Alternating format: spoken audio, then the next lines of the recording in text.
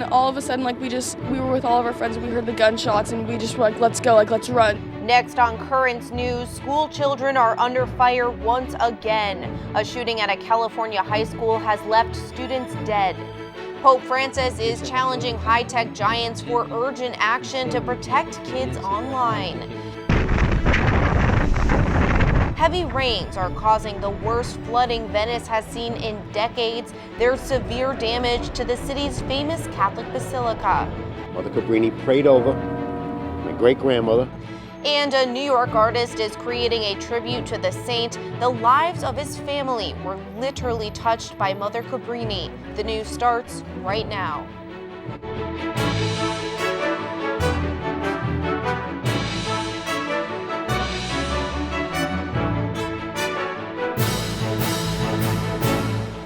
Good evening, I'm Emily Druby.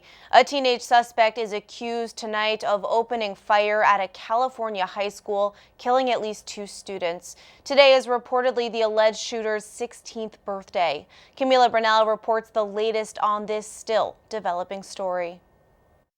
It's the sound that no student wants to hear. It was like bang and then bang, bang, bang. Just after 7:30 in the morning, local time, students at Saugus High School forced to run or hide. We heard the one shot and then 4 after, and we just started running, and just all I heard was all these kids running and just screaming and calling their parents. But some unable to escape. Within 2 minutes, at 7:40, our first units arrived on scene and encountered in the quad area of the school multiple victims. Officials confirming 2 students died after being treated. Others remained at the hospital.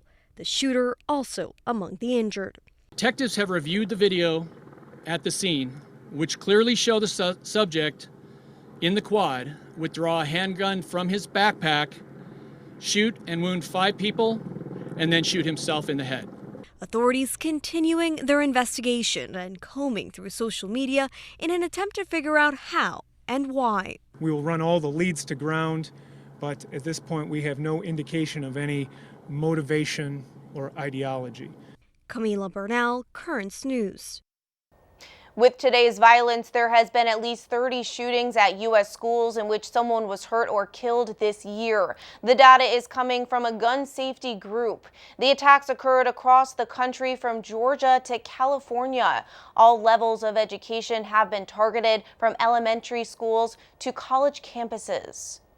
The Diocese of Camden is detailing the cutting-edge actions Bishop Nicholas DiMarzio took to protect children from sexual abuse when he led the New Jersey Diocese from 1999 to 2003. Bishop DiMarzio is currently and vigorously denying nearly 50-year-old allegations against him of sexual abuse and vowing to fight the charges and clear his name. The Camden Diocese is pointing out that under Bishop DiMarzio's leadership, Camden was the first diocese in America to establish a confidential sexual abuse reporting line.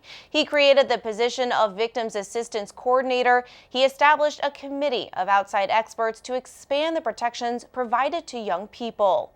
Bishop DiMarzio brought these actions and more when he came to the Brooklyn Diocese, including face-to-face meetings with abuse survivors and a yearly Mass of Hope and Healing. The Camden Diocese is saying it is confident the bishop will be exonerated.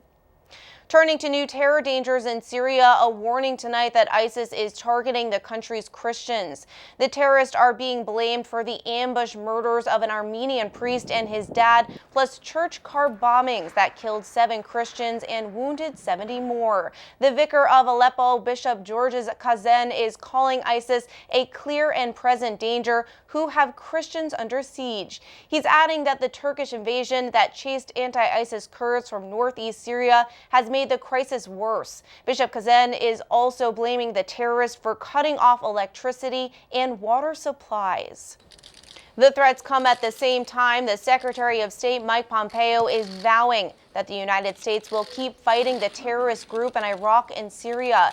At a meeting this morning in Washington with 31 foreign leaders, Pompeo pressed them to hold thousands of detained fighters from Europe and elsewhere accountable for their atrocities. He also dismissed concerns that the U.S. will step back from its leadership of the coalition, despite President Trump pulling troops back from the Middle East. The meeting was initiated suspended by France after the U.S. announced the withdrawal of troops from Syria. The second hearing in the impeachment inquiry is set for Friday morning, featuring testimony from the former U.S. ambassador to Ukraine. Maria Yovanovitch is up tomorrow. She was ousted from her post in May after a campaign led by Rudy Giuliani criticized her performance and lack of support for the president's policies. During her closed-door testimony, she recounted that she was told by Ukrainians to watch her back because Giuliani associates were pushing their own business interests and viewed her as an obstacle. The first round of the impeachment battle on TV also focused on Giuliani and his connection to Ukraine policy. The main witness called by House Democrats was the top U.S. diplomat to Ukraine. Jessica Schneider recaps what he said about another phone call involving President Trump. Top diplomat to Ukraine Bill Taylor describing a phone call between President Trump and the U.S. ambassador to the European Union, Gordon Sondland, overheard by his aide 1 day after Trump's July 25th phone call with the Ukrainian president. Ambassador Sondland told President Trump the Ukrainians were ready to move forward. Following the call with President Trump, the member of my staff asked Ambassador Sondland what President Trump thought about Ukraine.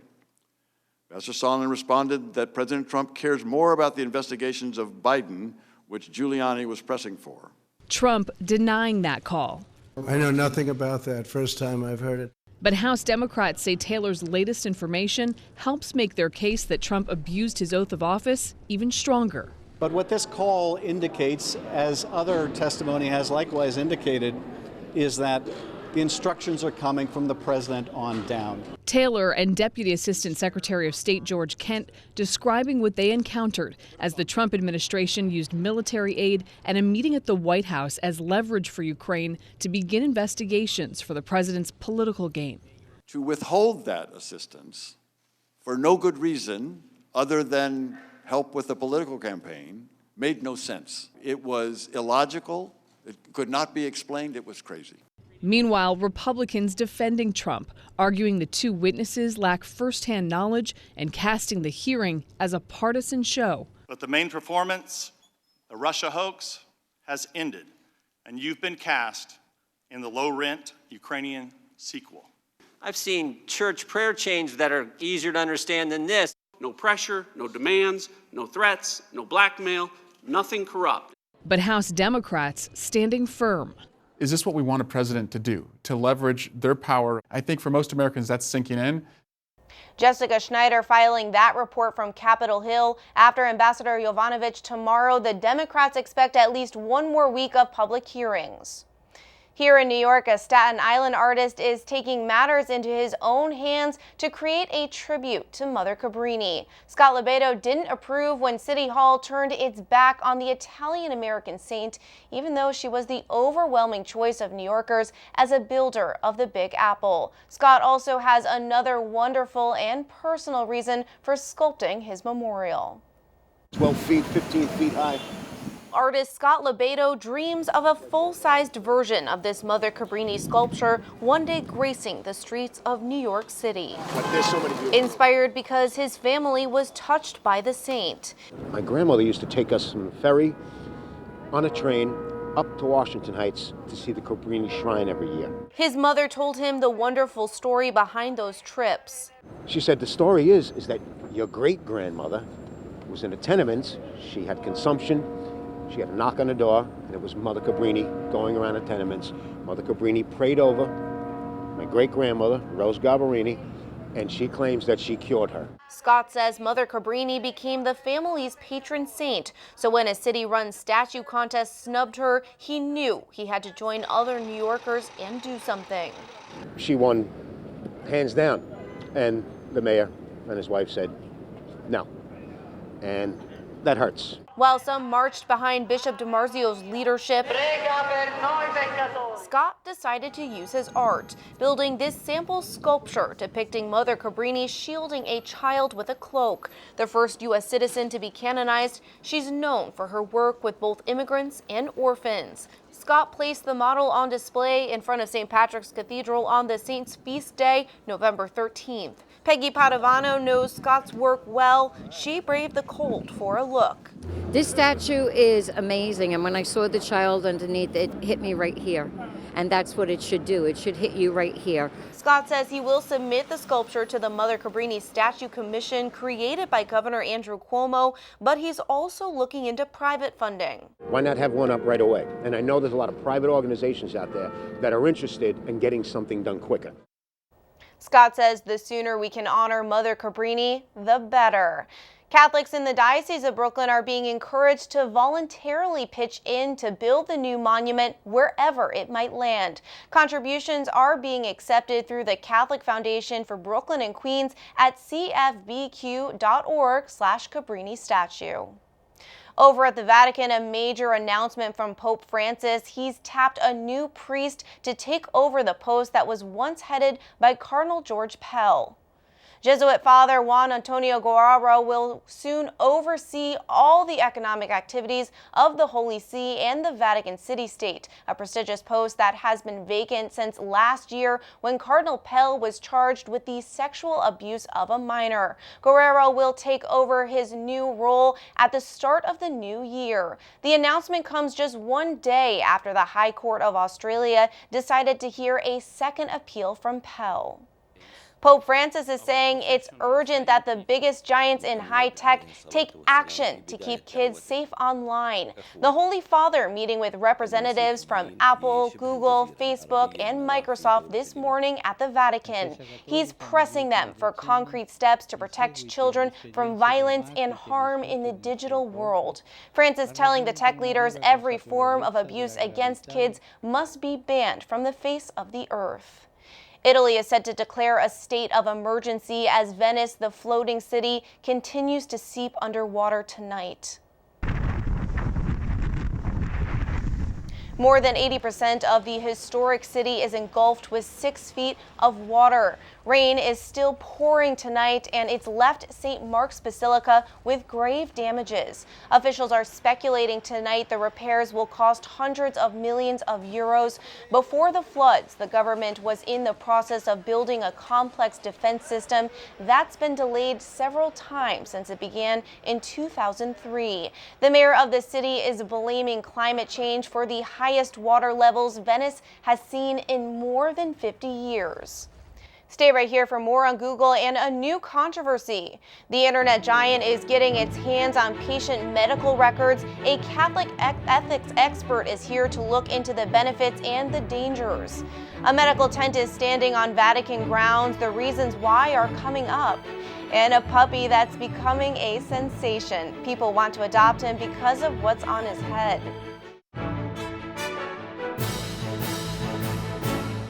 There's controversy swirling tonight over a new deal Google's made that will allow the tech giant to get its hands on the medical record of millions of Americans. The deal involves Ascension, a Catholic healthcare provider that wants to consolidate the data in one place on Google Cloud. The move raises a lot of questions. John Berhaney of the National Catholic Bioethics Center joins us from Philadelphia with some answers. Thank you for being here, John. It's a pleasure to be on. Thanks for having me. Now, you're an ethics expert. What are the issues with this deal? Well, I think it's important to point out that there are several. There are some legal issues that apply in different ways to Ascension and to Google. And apart from that, I think there are at least 2 ethical issues. One, how is information about people being protected or used? And a second is, how are people being treated? Are they being informed? Are they giving permission? So it's around issues like that that I think the ethical issues arise. Now, neither patients nor doctors have been formally notified of the Google arrangement. Is that a problem? Yeah, it does seem from news accounts that very few people knew. So not only was the public not informed, the patients weren't informed, even the doctors working in the system, it appears, were not informed. So that appears to be an issue. I just want to point out, and I think all of us have had this experience, you go to the doctor's office and they say, sign this, sign that. One of those forms you sign on probably every new time you go to a doctor is a form in which they summarize how they'll use your information. We all sign that, and we don't think twice. But in a sense, I think everybody signed that. But did they really realize it? Yeah, it's a scary thought. The feds have reportedly launched an investigation into the patient data deal. What could they be looking at? Well, I think, there are complex questions. Like I said at the beginning, there are legal issues that would pertain to ascension. And under the law HIPAA, a law from the 1990s that addresses health information, ascension can share information about patients with business partners if it helps them to be a better healthcare organization. So that's the ascension piece. Now, Google, the question is, what can they do with the information? Are there safeguards in place? Besides protecting it, we know that companies can use our information to profit, or they can use it to interact with us in new ways. And they're probably looking to see if anything improper has been done or proper safeguards are in place. John, do you think those are dangers? And if so, what are some of the other biggest dangers that could come from this arrangement? It's a good question. If the safeguards weren't in place, well, one example is maybe if these servers got hacked, and we hear about government websites being hacked, company databases being hacked, there's a sense in which they're collecting so much personal and very important health information. They seem to be storing it, in one place. So, more could go wrong if it got hacked somehow. There might be ways that people might want to profit from it. And now, John, really quick, I just want to look at another side of this. Ascension wants to get all of its records together in one place. What would be the biggest benefit from that? Well, I think one benefit is just having things in a safe, secure, and unified place. So there's definitely a benefit. And it's true, knowledge is power. Data is power. They can use this data and analyze it not only to help individual patients, the patient in question, but to help other patients as well. So there are some good reasons for this. John Berhaney of the National Catholic Bioethics Center, thank you so much for being with us today from Philadelphia. You're welcome. It was a pleasure. In Texas, prominent Catholic leaders are fighting to save a death row inmate's life. Rodney Reed, convicted of raping and killing a 19-year-old woman, is scheduled for the death penalty next week. Bishop Joe Vasquez of Austin says there's great risk that the state of Texas will execute the wrong man, citing new evidence that Reed could be innocent. Sister Helen Prejean, a longtime opponent of capital punishment, has spent 4 years advocating for Reed. The evidence that Bishop Vasquez is describing is coming for new witnesses who never heard at Reed's trial. Reed Binion has that part of the story. Free Rodney Reed! Free Rodney Reed! Protesters calling on the state of Texas to stop the execution of Rodney Reed on November 20th. The whole world knows, and this truth should set him free. Those calls are growing around the world, gaining the attention of lawmakers, religious leaders, and celebrities. Kim Kardashian West tweeted at Texas Governor Greg Abbott saying, "I urge you to do the right thing." There were witnesses that were not called. There was all kinds of stuff out there, evidence that we have that proves his innocence. Reed's lawyers filed a new petition with new and previously unheard sworn testimony from people close to the murder victim, Stacey Stites. The lead prosecutor for Reed's case, Lisa Tanner, maintains that he is guilty, saying, quote, "A large amount of credible evidence, including irrefutable DNA evidence, the testimony of witnesses, and the pattern Rodney Reed followed in committing his other sexual assaults, show beyond a reasonable doubt that he raped and murdered Stacey Stites." So I'm asking first a stay and a new trial, and a fair trial. I'm Reed Binion reporting. Pope Francis is planning a new overseas trip, a mission for peace. And this time he's taking the Archbishop of Canterbury, Justin Welby, with him. We have agreed that we will visit South Sudan in March. The trip will be a continuation of the Pope's push for peace in civil war-ravaged South Sudan. In April at the Vatican Peace Conference, the Holy Father fell to his knees and kissed the feet of the two leaders who had led the opposing forces in the conflict. There's a hospital tent standing in the middle of St. Peter's Square. It's part of the Pope's proclamation that Sunday is the World Day of the Poor. The medical facility is for anyone in need of care. Many of the people who pass through are homeless. What made the biggest impression is that there are also people who have homes and healthcare, but they don't have the resources to access these services. About 70 people pass through the tent each day. They're getting heart checkups, flu shots, and overall health care. Francis inaugurated the World Day of the Poor during 2016's Jubilee of Mercy. Still to come on Currents News, we'll explain why some may want to bring this so-called narwhal home. And please check out one of the latest features in the tablet, the Our Diocesan Family page. That's where you can send in photos of your family receiving certain sacraments such as baptism, First Communion, confirmation, and marriage. For more information and to submit your pictures, go to thetablet.org/ourdiocesanfamily. We'll be right back.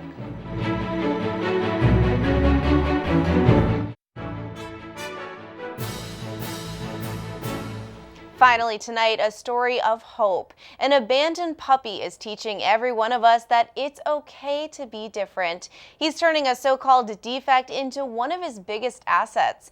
It's something that one vet says he's never seen before. Elena Chappie has the story from Missouri. How does this not melt?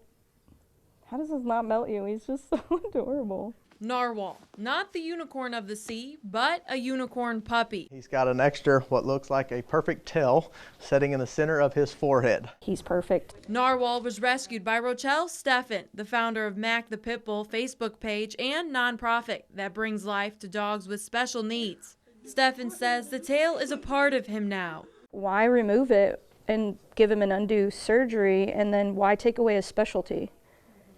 He makes everybody smile. A local veterinarian says they've looked at everything and don't see a reason to remove it. Doesn't appear to be causing any problems or complications at this time. We went as far as shooting radiographs or x-rays.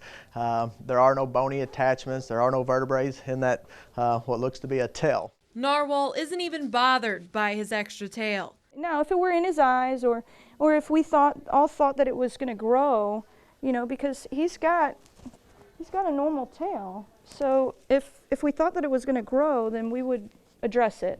Steffen says he is up for adoption, but she's getting worried. Part of our concern would be somebody adopting him and wanting to cut the tail off. She says until the right person comes along, Narwhal is hers. I don't want to have to break out the mama bear claws and have to hurt somebody if they want to hurt him. But she is hopeful. He and his tail will find a forever home. He's going to be pretty spoiled, no matter where he ends up. That was Elena Chappie reporting. A lot of people are asking if the tail on his forehead wags, and it doesn't. Still just as lovable. That is Currents News. I'm Emily Drewby. Thank you for joining us because we are putting your faith in the news. Hope to see you again next time.